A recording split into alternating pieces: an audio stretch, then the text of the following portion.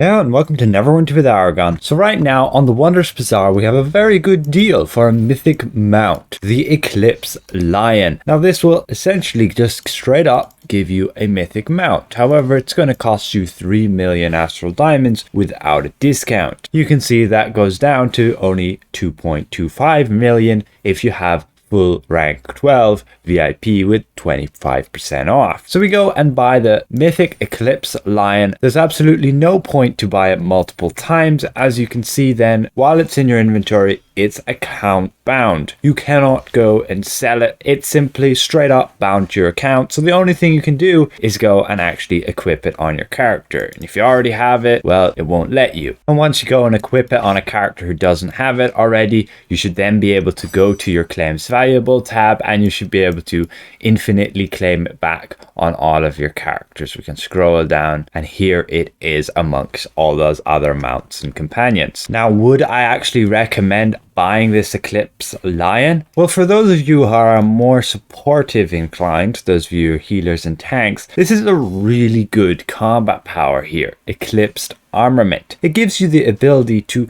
increase the incoming damage to the target by 15% and decrease the outgoing damage from the target also by 15%. So it's a massive buff to your party's damage and also a good survivability debuff on the enemies so that they deal less damage to your allies. So as a tank and a healer, this is a very good combat power and you might very well want to have it in your arsenal as there's not a lot of them to go around. I'll make a later video going over all of the buff and debuff mount combat powers and which ones you really should have as a healer or a tank. As a DPS, you tend to just have a mount combat power that's just going to deal high single target damage. So in boss fights, that's like Golden Touch, your Giant Toad Tongue Lash, or Tunnel Vision with 3000 magnitude.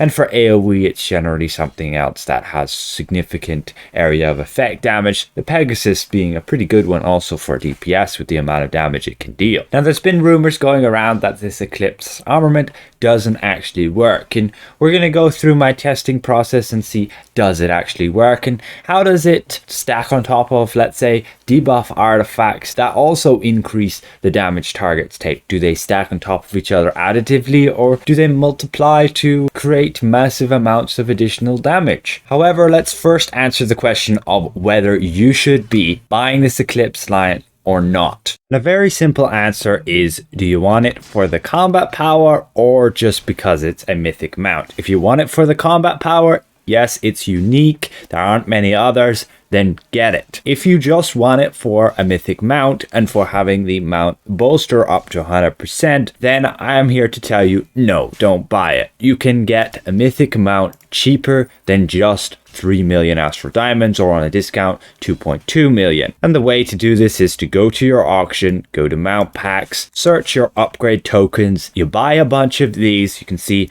37k for 10 of them, and then in your mounts you can simply buy some legendary mounts. You can see there for very dirt cheap, 300,000 is super cheap, up to 500,000 even, and you can get those upgraded to mythic and off you go. Nice and cheap budget way to get your mount bolster to 100%. However, if you have multiple characters that you play, then having these account-wide mounts and being able to claim them on all your characters without having then to upgrade them on those characters is a huge benefit, and keep that in mind when you want to consider buying this Eclipse Lion or not. If you have multiple characters and you want to play multiple characters, get the Eclipse Lion, because mythic mounts are usually not that cheap. You can see there are a few here under 2 million, but then they shoot up pretty quickly over 2 million. And so to go and actually test this power out, does it actually work?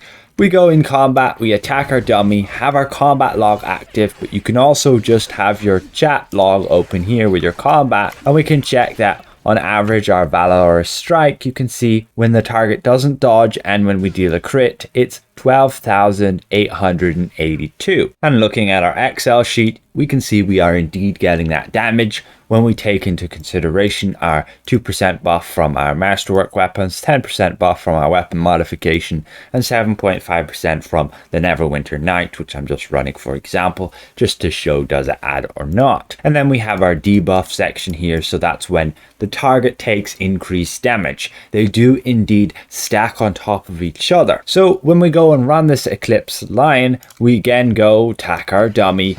We have that combat log recording our exact hits. We can see Valorous Strike. When we get a non-dodge, it gets up to 12,882. And so we go cast that mount combat power, and it deals some damage. And you won't see a debuff on the boss. That's why people question whether it works. And then we should be able to see that our damage is buffed up to 14,800. And we can see then down here that this is indeed the damage we are getting when we multiply the 15% buff by all of our damage. Now I wanted to test it. Does this stack with artifacts or multiply separately again? And that would be really powerful then. So we're going to have to wait on our combat cooldown. But essentially what we did is we cast our artifact, then we cast our mount power, and we can see then that our damage will go up higher. And on the Excel sheet, you can see down here with the Eclipse line and the heart artifact, we get up to that 16,102 base damage, with the buff unfortunately stacking with the Eclipse line. And that's generally how debuff effects stack on top of a target, meaning you don't end up with crazy numbers by multiplying like 10% by already the existing 15% by the lion buff, but you can see it's a separate buff column. Here it's like the debuff, and here it's the additive personal buffs that you get here with these kind of buffs. And to show that in the combat log, we have ourselves attacking 12,800 damage. We cast our artifact and then our mount power, and we should get damage numbers all the way up to 16,000, as we see there, with the effectiveness gone up to 83.3%, and that equals what we see with the math down here at 16,000 damage. So that wraps up the testing, and you can see it does indeed work. There's no reason it isn't working with those testings there. However, I haven't tested does it actually reduce the enemy's damage, but I would assume it does, and if it doesn't, it's still a really good power to use to increase your party's damage. So with that said, again, I don't really recommend picking the mount up if you're not interested in account-wide mounts, and you can't really get cheaper if you have VIP 12 on the auction house. There's a few cheaper ones, but they're generally over that 2.2 million mark. As for if you just want to go all out DPS, stick to one character, don't want to worry about your alts getting bolster, then you're definitely better off just purchasing those cheap legendary mounts and getting a bunch of upgrade tokens and getting them upgraded. That's generally the best way to go instead. But as soon as you have multiple characters, mythic account-wide mounts are really valuable. So again, hopefully I presented this well. If I did, consider leaving the video a like. If you're new around here, consider subscribing. We'll see you guys around. Goodbye for now.